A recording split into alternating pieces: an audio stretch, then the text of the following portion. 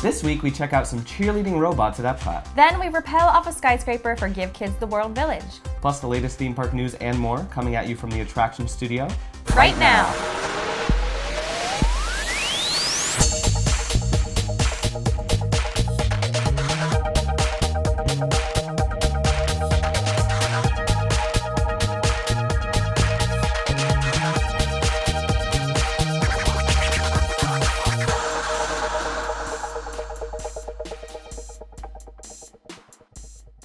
Hello and welcome to this week's episode of the show. I'm Elisa. And I'm Quinn. So have you seen the new Wreck-It Ralph trailer yet? Yes, I have. It was so funny. I laughed really hard.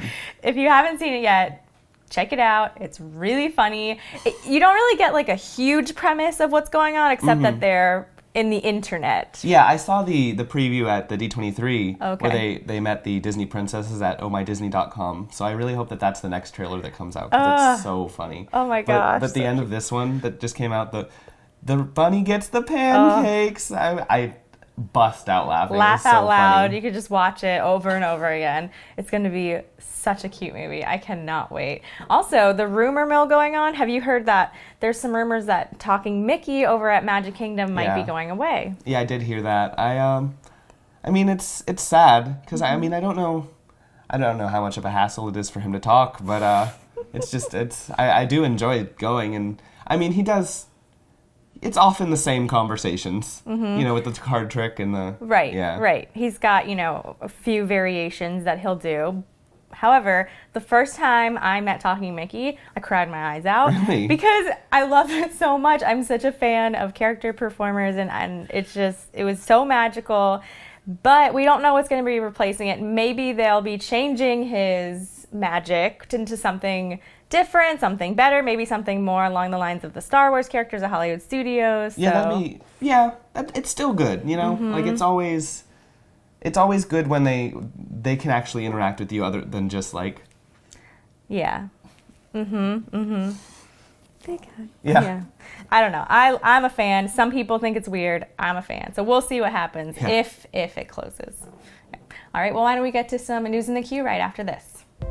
The ESPN Wide World of Sports hosts athletic events of all kinds, and for cheerleaders, going there for a competition is a big deal. If you are a cheer family, why not score a deal and book with MEI Travel for hotel packages pre-built for the competition days? Take the hassle out of booking your stay and focus on your cheers. For a free quote with no obligation, visit MEItravel.com. While staying at Walt Disney World during your competition, you simply can't miss the parks. Thanks to Undercover Tourist, you can save $36 per person on 3 days worth of tickets. For the best ticket deals, visit undercovertourist.com.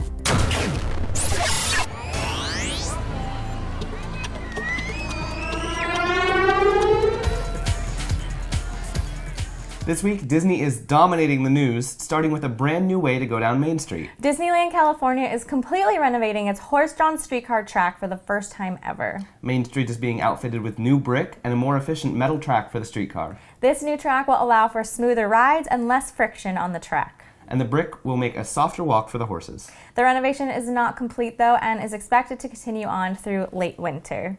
Have you seen the pictures of this yet? No, I haven't. It looks pretty good. I'm really surprised. I think it looked great in all the parks. Like just brick. It's surprisingly like I guess homier, I guess. I mean, I imagine that after having the same brick there for so long, it can get rough. I know of all the tripping hazards that can happen, and just, maybe it'll be nice. I mean, of course it's hard to like be there through the renovation of it all through the winter, but once it's done, that'll be a really nice upgrade to the front of the park. The amount of times that I have tripped on the track in the middle of that road. Oh yeah, every single one of us has. It's embarrassing, but also like a rite of passage, I feel like. Oh yeah, definitely. Also at Disneyland is the recently announced Tropical Hideaway. The Tropical Hideaway will be a new food location in Adventureland, themed around the Tiki Room and Jungle Cruise. Guests eating here will be given views of the Jungle Cruise boats going by. The eatery will also have a tiki bird decoration, which we think may end up being an audio animatronic. There's currently no menu items listed or an opening date, so keep an eye on our website for news as it is announced. I wish we had this. I know. At first, I thought it said Disney World, and I got super excited. But no, that's okay. We'll just go visit California more. Yeah. But I love when they open new things that is about something so classic and amazing. Like, that's great. Especially, Tiki Room and Jungle Cruise has a place in everyone's heart. So I love the restaurants that you can see the rides from, like Pinocchio Village House. You can see Small World. The one in Mexico Pavilion at Epcot. I don't really know the name of that one. But It's views that you necessarily wouldn't get anywhere else. So it's really cool. So it feels like even more special being able to eat there. I know like we have Skipper Canteen now, which is awesome for us, but this sounds like it'll be really nice in California. Yeah, definitely. Now over here at Disney World, Animal Kingdom is preparing for their 20th anniversary on Earth Day, April 22nd. Premiering that day will be the new Up Great Bird Adventure show featuring Russell and Doug. Also on April 22nd, Imagineer Joe Rohde will be assigning a limited edition art print and doing meet and greets. Animal Kingdom will fully celebrate its birthday from April 22nd to May 5th with special animal encounters, merchandise, food options, and backstage tours. There will also be a limited number of Tiffin's Talks, themed dinners at the Tiffin's restaurant hosted by Disney's animal expert team. Then Memorial Day will kickstart the Dino-Mite celebration with Donald and Friends in Dinoland USA. This summer-long party will add new decorations to Dinoland and bring in rare character meets with Launchpad McQuack, Scrooge McDuck, and more.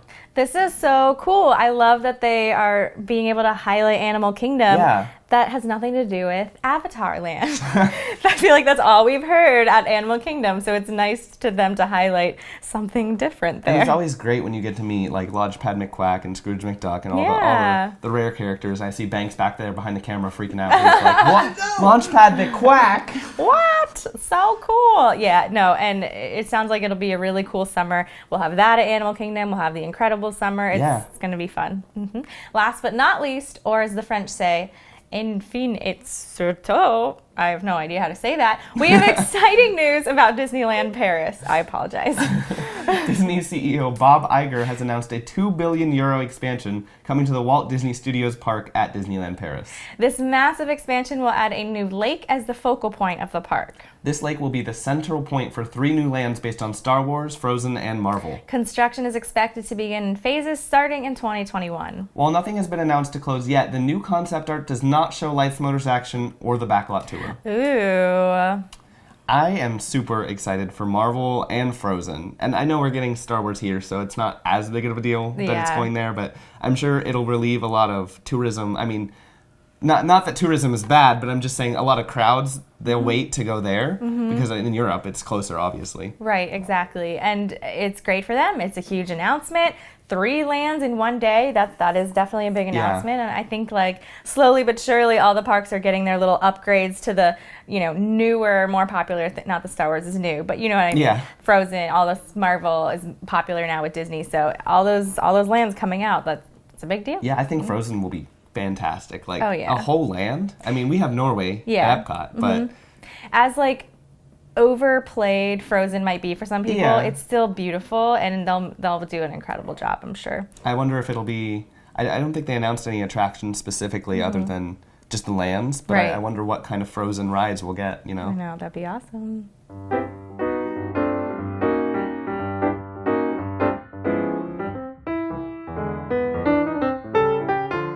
Welcome, everyone.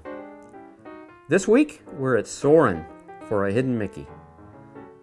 In the scene, with hot air balloons floating above the desert of Utah's Monument Valley Park, 3 colorful balloons in the distance merge together as a classic Hidden Mickey. This image is visible for only a few seconds, but it's pretty spectacular. Enjoy the ride. We are taking you from coast to coast in our winter 2017-2018 issue. Get an in-depth look at Epcot's newest festival, the International Festival of the Arts. The Guardians of the Galaxy are breaking out of their new ride at Disney California Adventure. See how the new Topgolf Orlando offers a quick, unique way to play a game of golf. Plus the latest news, rumors, and more packed into every issue. Get your copy and subscribe today at attractionsmagazine.com in print or digital in our app on Nook and Kindle. Elisa, if you could be any superhero, who would you be? Oh, I think it would be Scarlet Witch. What about you, Quinn? I would be Spider-Man. Ooh, I think someone from the attractions family already beat you to it. But did someone get bit by a radioactive spider like Banks? Or? No. Frauke from Vacation Kingdom is a superhero for this one. She scaled a skyscraper and helped those in need. That's cool. How did she do it? Well, let's take it away, Frauke. Hi everyone, I'm here at the Hyatt Regency Orlando for the Over the Edge event benefiting Give Kids the World. I'm going to be rappelling down the side of this building. I don't know how I'm feeling right now, rather nervous, feeling kind of crazy, like what did I get myself into?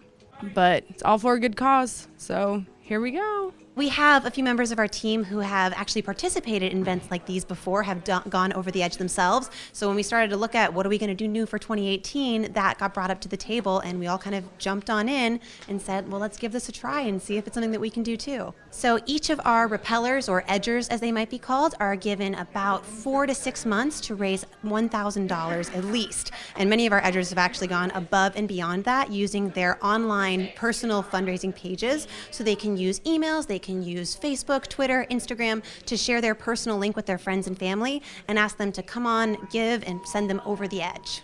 I am getting more and more nervous by the second. It's quite windy up here, so that's not making me feel any better.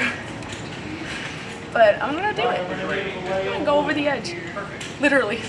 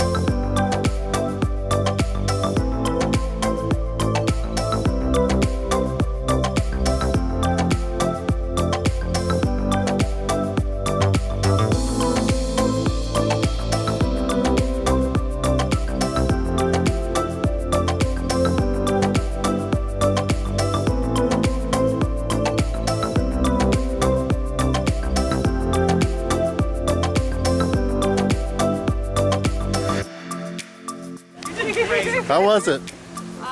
Scary. Just to be sitting over that ledge and to come into the harness, that was the scariest thing I've ever done. The scariest part was going over the edge? Yeah, actually, squatting into the harness over the edge. Look, I'm shaking like crazy at this point. You did it! Man, that was crazy.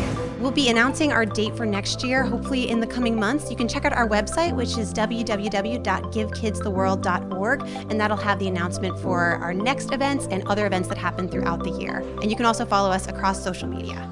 So I did it, and I don't know, I'm kind of thinking I might actually do it again. I don't know. It was definitely the scariest thing I've ever done. But if you're up for a challenge and for just challenging yourself, come out and do this. Next year, Give Kids the World will be hosting the Over the Edge event again. So come out, sign up, and maybe we can go over the edge together.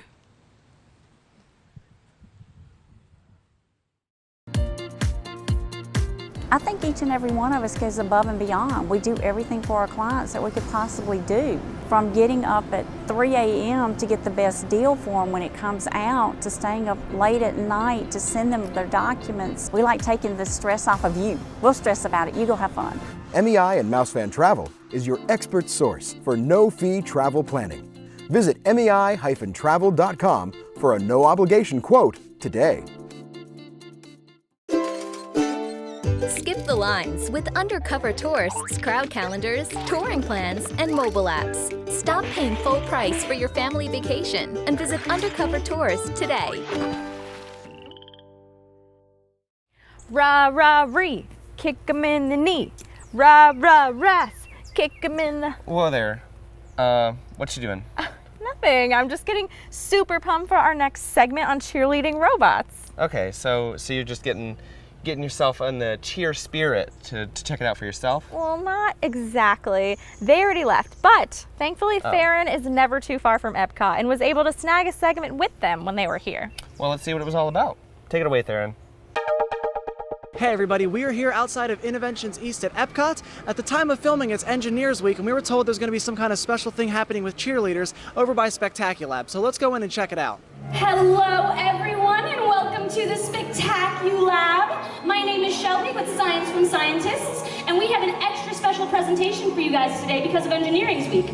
So today we have a team of robots here to perform for you, but they're not just any robots. These are the Murata Cheerleader robots. Cheerleaders are actually not our first robot we created. It's essentially a third generation.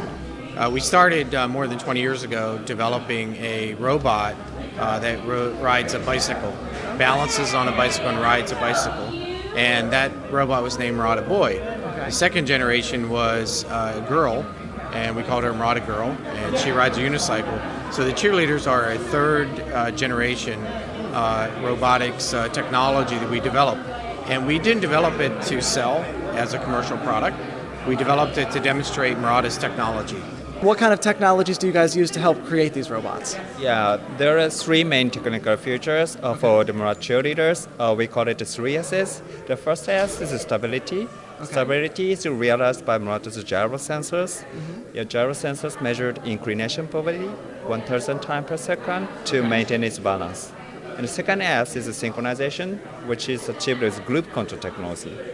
And the last S is sensing and communication, which is achieved with the position measurement technology using ultrasonic sensors. So as you can see, she's actually getting the robots ready right now for their little cheerleading segment. It's going to be happening in just a few minutes. They're really tiny and cute and pretty fun to look at, so I'm excited to see what they can do. So as you can see, they're moving into their first formation now, which is a square formation. Their synchronization technology allows them to all move their heads at the exact same time to perform this dance for you.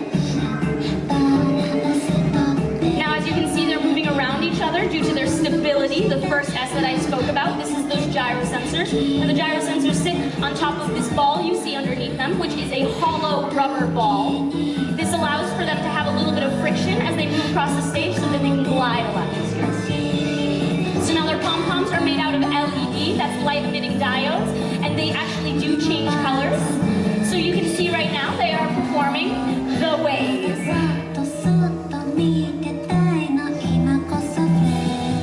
Ooh, now they're going into their super spectacular S formation. As they play, follow the leader.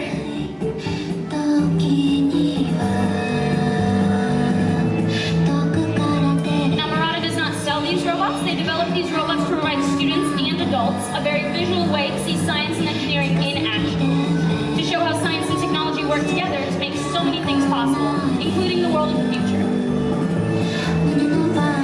Now that LED technology inside their pom-poms is also used for their eyes. They get into their diagonal formation.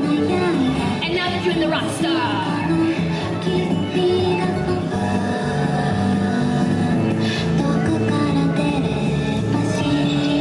And they're blushing because this is the end of their routine and they were so happy to perform for you guys. Guys, go ahead and take a bow. So this technology that you use in the robots, where do you apply that in like real-world products?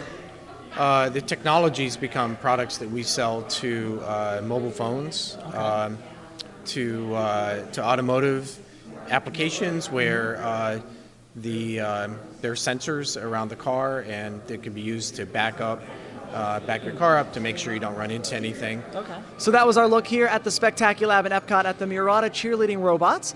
They have already left Epcot by the time you guys have seen this, but they are going to be going to high schools and universities around the United States. To see exactly where they're going, check out Murata.com. Have you downloaded our free Attractions Magazine app? It features news articles, as well as every issue of our magazine available right in the app. Plus, catch up on all episodes of the show, and even view all of our online videos in one place. Download the app for free in the App Store today. This week's birthday shout-outs go out to Tim Tracker, Daniela Sora, Lee Cockerell, Jennifer Bisbee, and Brian Myers. Happy birthday, everyone. And now we want to announce the winner of last week's Black Panther giveaway. Congratulations to Mark Vines. Look for your Magic Band pin and action figure soon. Before we move on, I want to make a quick correction from last week's show. We aired a segment last week on the new foot golf at Walt Disney World, but we were made aware that we mentioned the wrong website to sign up. The correct URL is golfwdw.com. Guess we really missed the green on that one, huh, Elisa? You know, shot straight into the sand trap. You know, we for sure messed up. Mm-hmm. Enough puns, Quinn. Let's move on. Now, if you're a fan of theme parks, you certainly must want a way to show your fandom pride. Check out our merchandise store, accessible from attractionsmagazine.com/store. Here you can get theme park-inspired shirts, prints, stickers, and phone cases. And now we want to thank MEI Travel, our preferred travel agent for cruises, Disney, Universal, and Adventures by Disney.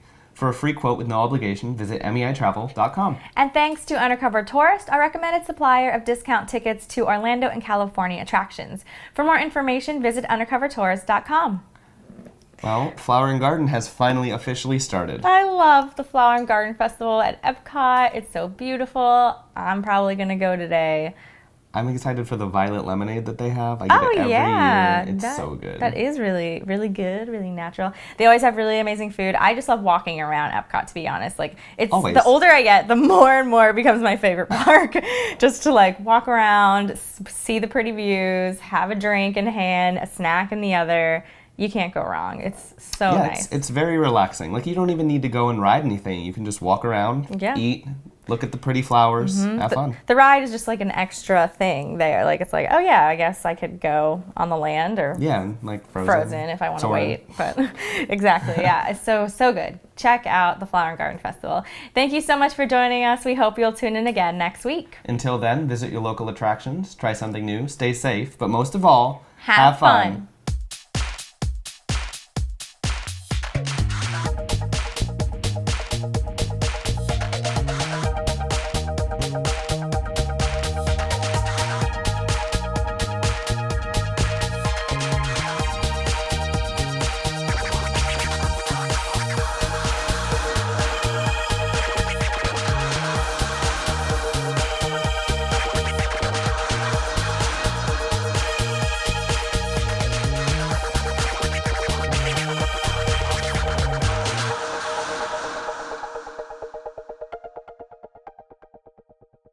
Then we rappel off a skyscraper for Give Kids the World Village. Wait, Rappel. did you say rappel? Yeah, I did.